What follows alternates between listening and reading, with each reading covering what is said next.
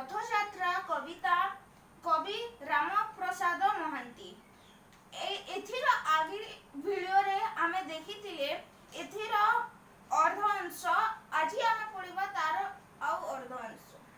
मथारे मुकुट मुकुट झरा राजा परी एई दिसुछि परा रथरे करुछि छेरा पहरा एई राजा पुओ किए रे एई राजा पुओ ठाकुर राजा पहरा धरिछि जिएरे।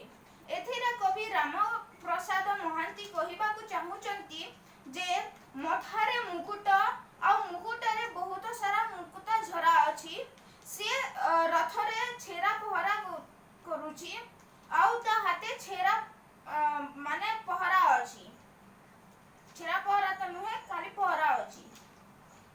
घिड़ी घिड़ी घिड़ी चालिला रथ पछ रथरे नाही ता हाथ चका चका आखि चाहिछि एत एई चका आखि किए रे एई चका आखि जगतनाथ जगत पाडुछि जिरे।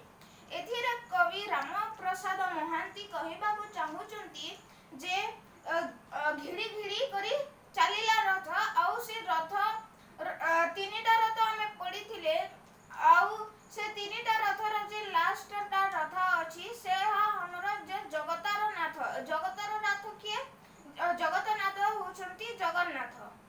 तो एतिकेरे हमर एई रथ तो एई कविता रे कवि राम प्रसाद महांती कहिबाकु चाहुचंती जे एटा जे रथ यात्रा होछि एटा विश्व प्रसिद्ध होछि। प्रथमे एहा पुरी रे आरंभ होइथिला परे परे एहा पूरा विश्व रे रथ यात्रा पालन करा जाउछि। आउ ए रथ यात्रा रे आमे पढिलु ए रथ यात्रा कविता रे कवि वर्णना करिसंती कि रथ यात्रा केमिति हुए।